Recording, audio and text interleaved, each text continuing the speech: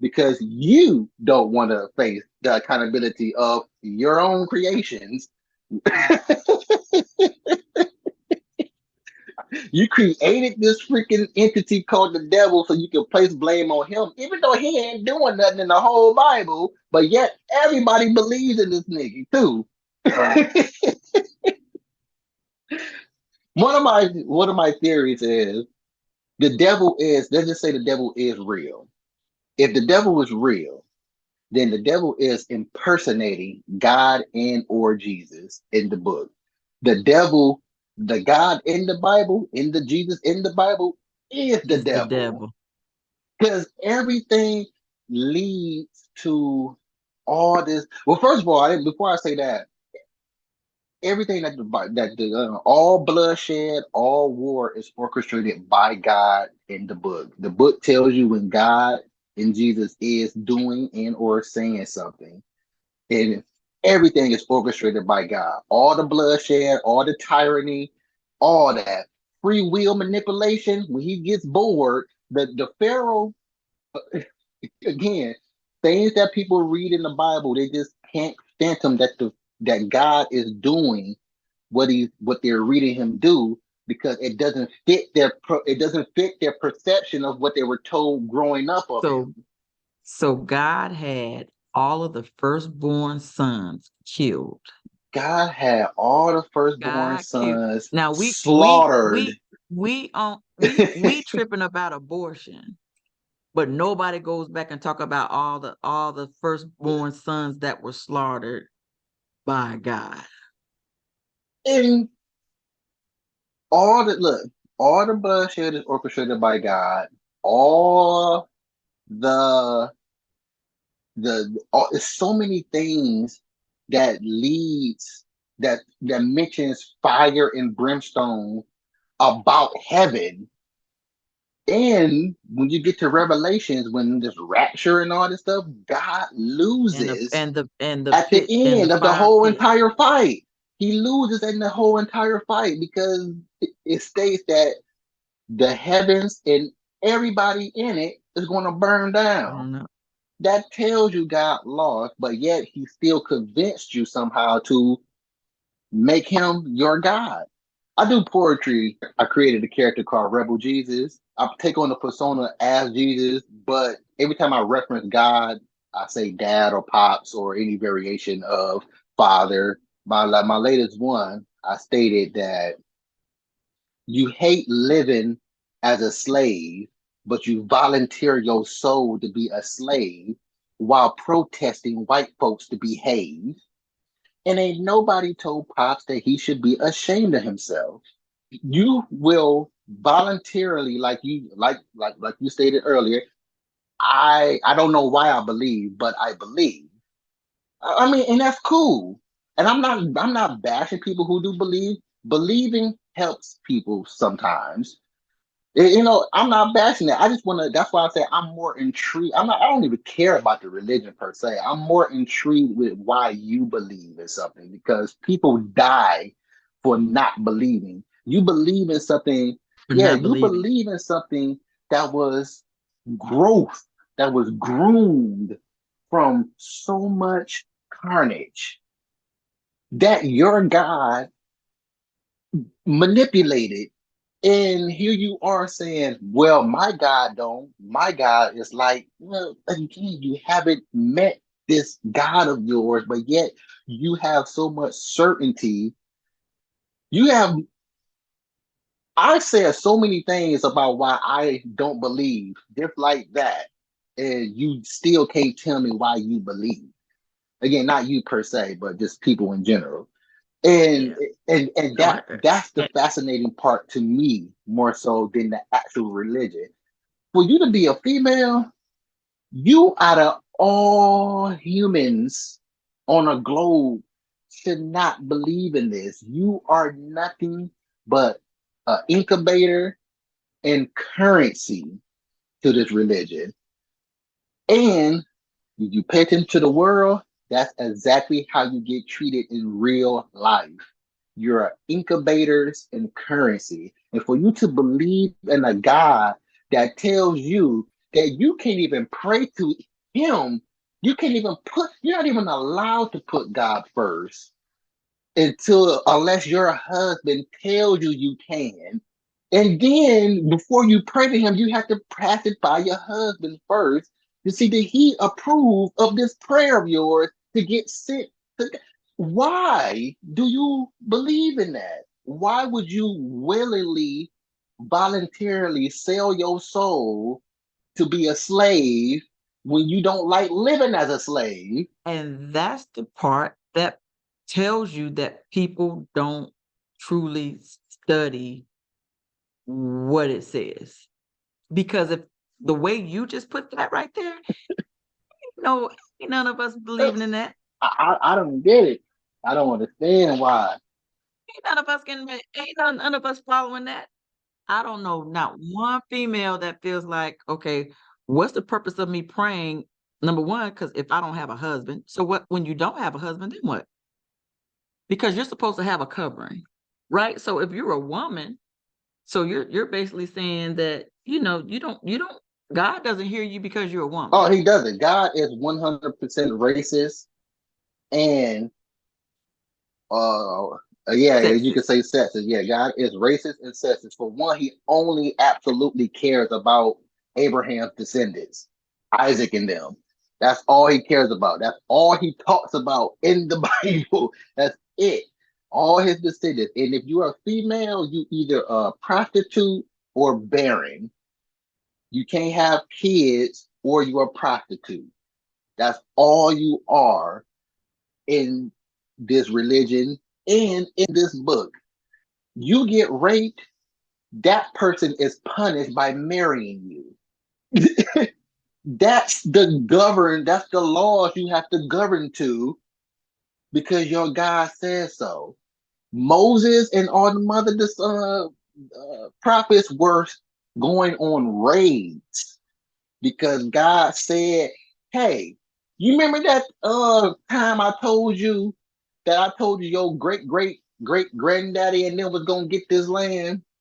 Well, those people are over there now. Go pillage, rape, take the women, Go children, whatever you go want, and possess go and possess the land. any means And who was it? necessary. Caleb and the other ones. There's giants in the Any land. means necessary." Go over there and grab it. I'm like, Yeah. and that's another thing. That's another reason why I say I wouldn't go with God, even if He came down and said that I am your Lord and Savior. And again, I will 100% believe that, but I still wouldn't go with Him. Why? Because I make the choice to actually research what this guy will do to me. If he, matter of fact, I ain't even got to do anything wrong. Whenever he decided to be bored, whenever he decided to be bored, my life is just a casualty. A Exactly, a crapshoot. casualty. Like the Pharaoh, the Pharaoh said that he gonna let them people go. Moses were sent on so many dummy missions, and God told him that these were dummy missions. But Moses, still being aware of his own delusion, still chose to go do these freaking missions that God told him to do about the Pharaoh. God told him, I will harden his heart purposely. After I told you to do all this stuff, purposely. Do that about 8 more times. One of those times, Pharaoh was like, you know what? Forget it. Take him. God made the Pharaoh change his mind. Nah, it's all good. I got him back. I take him. When he did release him, the Pharaoh and the people didn't even want to go after him. He said, all right, just let him go. Get it. We either get some more or we got it.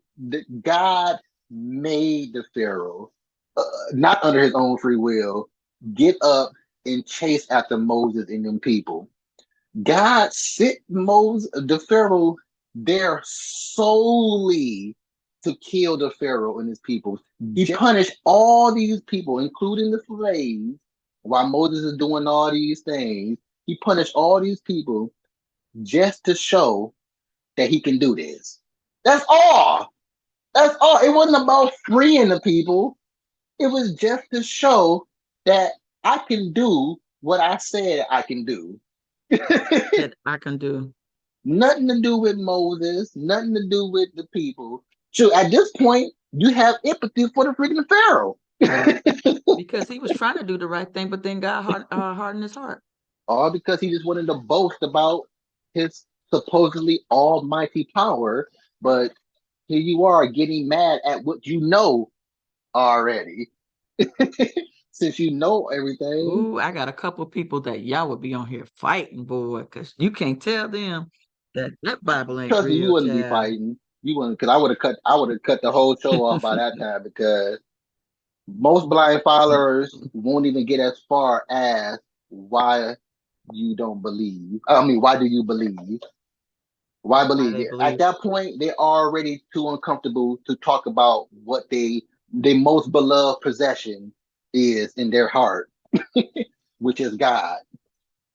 Yeah, but I came across some information about what the Earth is made out of. The earth and the heavens, which is first heaven is a glorified word for sky. That's what it I believe it means. It doesn't mean anything of spectacular of holiness. It just means sky. But Oh, so you mean that when we go to heaven, it's not going to be many mansions and streets of gold? probably not. You mean it's not going to be there? Probably not. But But that's what the word says heaven the is. word also says that God is loving and merciful, but God never stated that he was loving and merciful. He only said jealous. That's it. That's all they said. That's all. And jealousy is a very, very dangerous emotion. It's a very dangerous emotion. Very, It's very. Matter of fact, it's funny. Oh my God, like that right there is a perfect example because I can't stand dealing with people that have a jealous, mm, you know, uh jealous spirit, bro. Yeah, anything jealous jealous, spirit. a Hmm. jealous spirit because it's Exactly. negative. So why so now why am I following this jealous God? Because jealousy will make you do some stupid Fearing stuff. him is again. It's that imagination thing. Like imagination is your God. That's how I see it. Imagination is your God because again, I know somebody's hearing this. And I know a little bit more than somebody is hearing this too. And neither one of them can, I can bet them, I'm willing to bet my check that you can't prove that you met nor actually spoke to God. You can't outside of what you about to describe to me, which is a feeling. A feeling is an emotion. Yeah. But yeah, it's definitely that. Because when I think about my what I think is an intuition, my intuition is what I thought was the Holy Spirit. That's your imagination. But But that's how I see it. but again, I see it as your imagination. it's the same. Yeah, it's all the same thing. It's still a feeling.